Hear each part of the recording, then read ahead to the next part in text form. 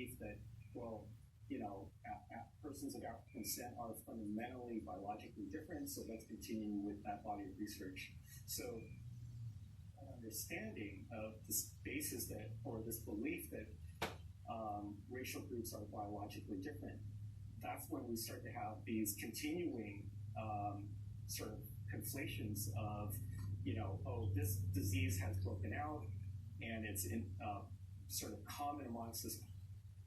Therefore, we need to be careful and watch out about that population. Maybe what the policy response would be to deport them or to quarantine them or to not let them into our country or to this particular city. So we definitely have a long history of using science to justify how we know that most of that science has just been incorrect and totally biased.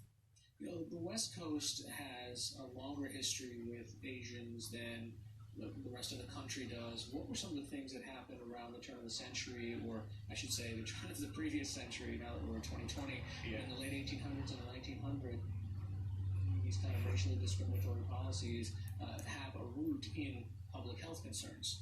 As you mentioned, states like California had a fairly large population of, say, Chinese immigrants as well as immigrants from other countries. And basically what happened was a lot of these immigrants, and so then what happened is the local workers, American workers were quite unhappy with that and started to lobby, saying that we should exclude these individuals, and that they started to make connections, not only in terms of economic health as a justification, the idea that Chinese persons were prone to have leprosy, and that defending against leprosy was actually a good reason to exclude Chinese persons. So using public health, for example, as a rationale to systematically exclude would be like another example. I mean, your research has pointed out, going back as far as the Chinese Exclusion Act, or the Chinese and how they were kind of quarantined in San Francisco while their white neighbors weren't, and we've seen this happen to the population of Filipinos and Hawaiians. So why is it that this keeps repeating? We have this belief system, have these innate attributes, and that's linked to disease. So, there used to be a thought that, for example, that even things like poverty were infectious in some kind, and transmissible in some nature. So if you kind of think that we have this basis of understanding in certain ways, and that, if these groups have a sort of predisposition to be sick, and then suddenly they are coming in to infect all these other good people that aren't necessarily sick at this moment in time, then you can start to see how race and racism get conflated altogether. Now, look, this is also happening, and the backdrop is the United States has declared a public health emergency.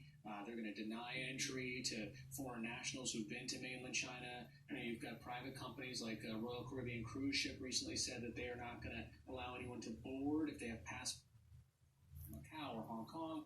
And then we also literally see countries evacuating their citizens out of specific regions of China. So, shouldn't people be concerned? That all creates a climate where we're watching TV and saying, this must be pretty bad if all of these steps, these countries and these companies are taking these steps.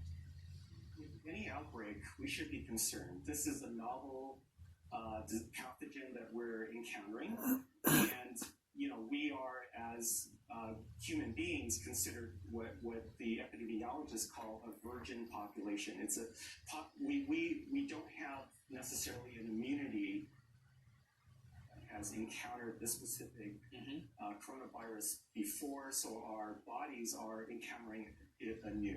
So we don't necessarily have the defense system within our bodies, both as individual persons and as community members, to kind of protect ourselves, that we might protect ourselves against and whatnot.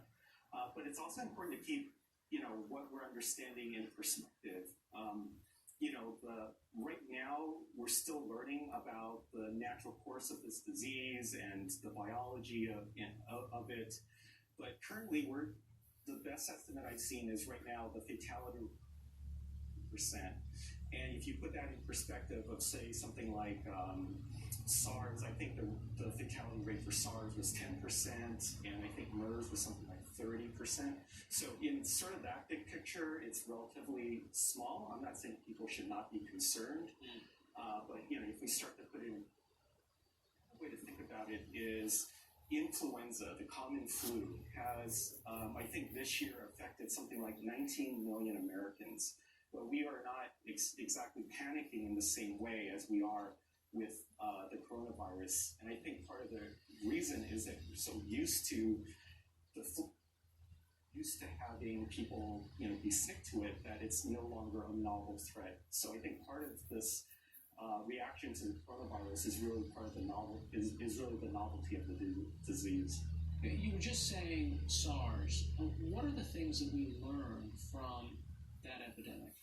I think coronaviruses in general, and certainly it's part of the family, SARS and the novel one that we're encountering today.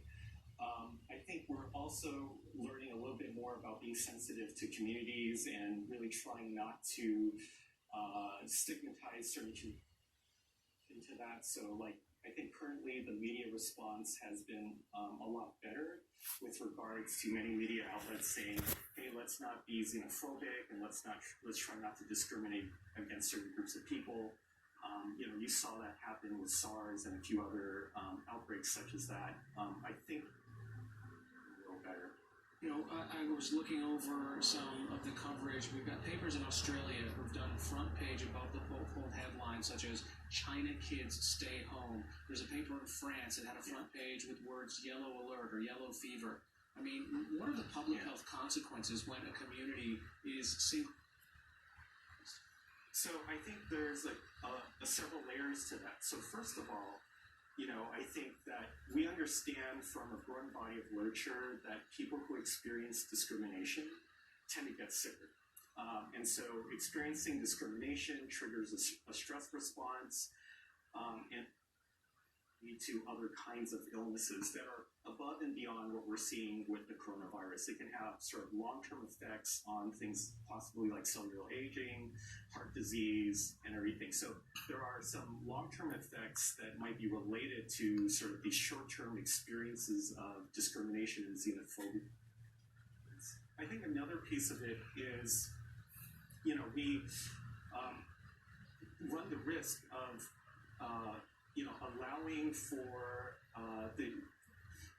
it okay to be discriminatory in our societies. And I think many societies are really trying to move away from that, but allow people to express their xenophobia. It seems logistically also, if you singled out communities, they might be less willing to come forward when they do have symptoms.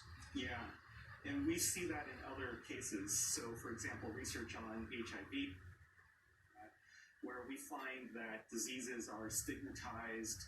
A lot of times people become reluctant to seek help because they don't want to be further stigmatized.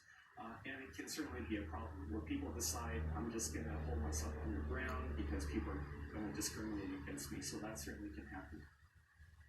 Do you think that the Chinese government plays in how this information has created this environment? Meaning, one of the things that we know in the past is that they have tried to keep a lid on things. And in this particular case, we recently just had the reports that one of the doctors who was a whistleblower who tried to get the word out about this in December, the local authorities actually chastised him and penalized him for it, and he's just recently died of the virus. So if you're a government, if you're trying to both take care of your people and of your image, what's the best thing that they should?